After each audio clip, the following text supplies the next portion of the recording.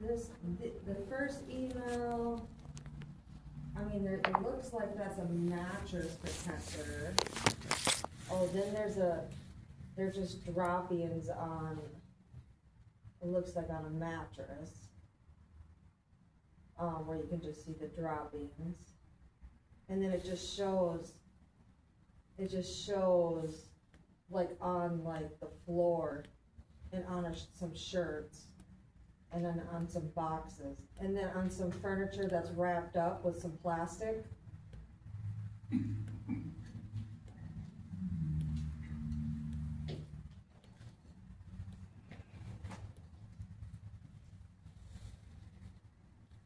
Okay, yeah, do you want me to send you his email so you can search it?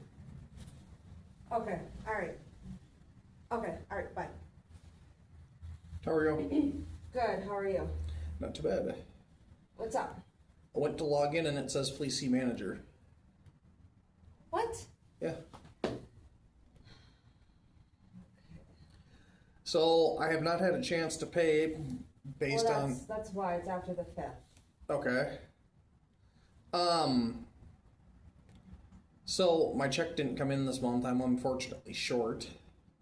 But at the same time, I don't really know what to say because, I mean, some things in my unit during the whole incident of it getting drilled out about a week and a half ago or whatever,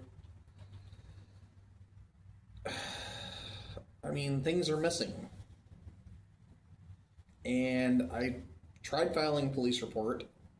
I tried talking to the protection plan people about the protection plan thing. Yeah, you have to have a police report for us to even do it. I did. I talked to the protection plan people, and I gave them the police report number. Yeah, but you have to file it with us. With you guys? Yeah. Okay. And then I need you to have an itemized list. Okay. Did you file a police report? I did, yes. I'd have to look at the blue sheet when I have it at home. Yeah, and then you have to make an itemized list, so I need you to email me. Do you have what's the email? Here. I think I sent you an email earlier. Did you see my email from earlier today? No.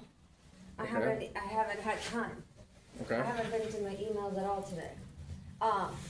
So send an email in the subject line, put your unit number, and then put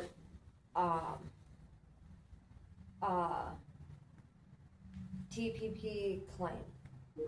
Okay. And then, I mean, what's the likelihood of getting anything even remotely resolved with that? So this is what you need to do. You need to, first you need to, okay, so you made your police report. Now you need to, put your unit number in the subject line, put TPP claim in the subject line. And then after that, I need you, so everything that you filed with the police that is missing. Okay. Has to also be in the claim. Okay. Nothing additional because they when the police gave me a copy of what they gave me, they basically, when I asked him, I said, so what am I going to get out of this? The cop said flat out, he's like, all I can really give you is a blue card with a case with a number of the report that we took, and he's like, that's about it. He's like, other than that, he's like, there is no official printout of a report or anything. Well, that's fine.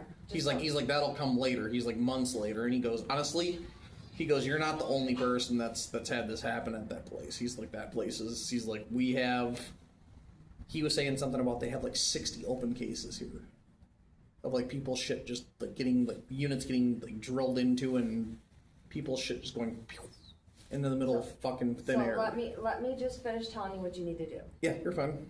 So, and then in the email, you need to put, number 1, but make sure it's typed out so they can't be reject your claim, okay? Okay. Type number 1, so it's not written out, so they can't say that they can't read it or anything like that. Say number 1, what the item is and the approximate price. Okay. Or the approximate value, not the price, but the value. Okay. And anything that you have receipts for, even better. But, I don't have any receipts but for it can't be it has to be the approximate value. So if it was used, yeah, it can't be for the brand retail, new, yeah. No, I get it. And then number 2, what's missing, what it is, and the approximate value. Number 3, what it was and the approximate value. And if there's only 4 things, then write those 4 things. If it's 20 things, then it's 20 things. Whatever it is. Okay. Okay? And then on the and on the top, it needs to be your full name, your Unit address, number, yep. Yeah, your unit number, your address, your phone number.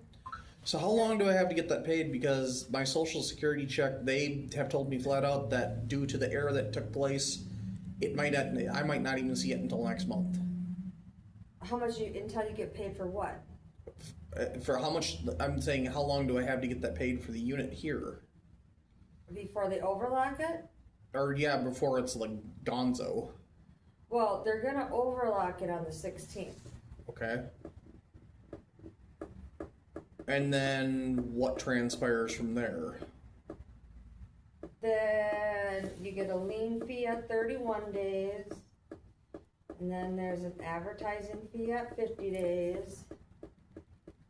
So even if I'm not able to pay for it this month, there is still an opportunity to get it back next month. Yeah. But it's going to cost me a little bit extra. Yeah. then you're gonna owe for next month. Okay, so it'll be 2 months at one time instead of. Yeah. Okay. Yeah. Well, and then there's gonna be an advertising fee, and then there's gonna be a lock cut fee. Okay. At whatever day that is. Okay. Okay. I really don't know. I mean, you got to figure out what's missing out of there. I understand. Yeah, I know. But this would be a good time for you to get your unit figured out. True. Clean it up. Get it organized. But So, and there's an approved second lock that you can have on there. You gotta talk to John, the maintenance man, and you gotta get his approval. Yeah, I know which one the discus type. I have a couple of them. But you gotta get his approval to have it on there. No, I know. And I gotta know about it. Yeah, well, I'm not gonna put anything on there without you knowing about it, and I'm not like that. So, let me see what I can get figured out, and then I will. You said TPPM? TPP report or claim? You want a pen so you can write that down? So you know Yeah, just TPP report and then itemized list. TPP claim and then itemized list. Yep. Okay.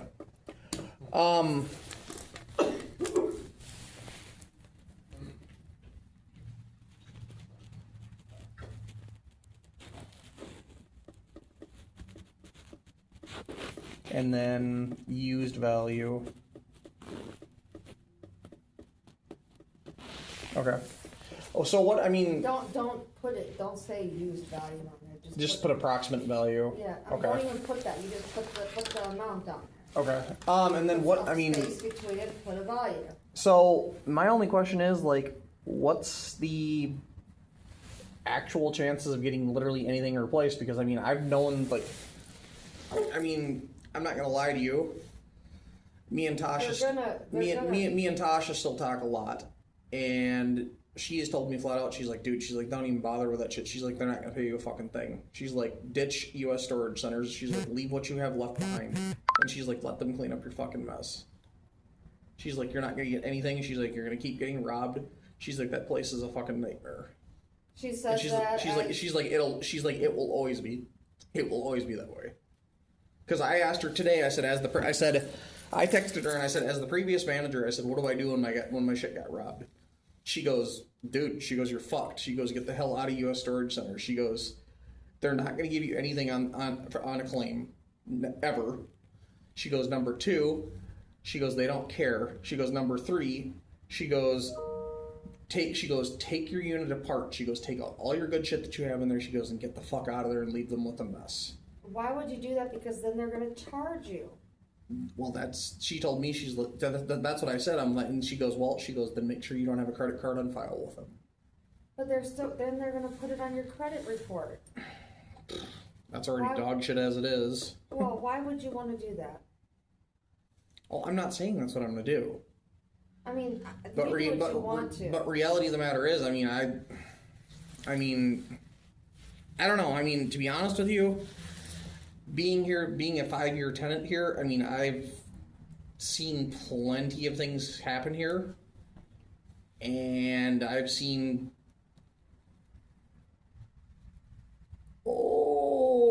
I'd say probably at least 300 pissy little in-grade customers who have gotten absolutely fucked out of their belongings in this building. I have seen these front office windows all disappear in a matter of minutes due to, like, pipe wrenches or bricks being thrown directly through them. I'm not saying I'm going to do that. I'm being cordial about this, and I'm being very civil. I'm also recording the conversation for quality assurance purposes, just in case you would decide that you're going to try and say that's what I said I was going to do. Why would you do that? But anyways, I mean, I would like to handle this in a civil matter, but at the same time, I want to see some type of repayment towards me, or, you know, whatever the case is. I don't know, maybe a month free or something. I guess, to be honest, my next steps are going to be, I'm going to be talking to a lawyer regarding this.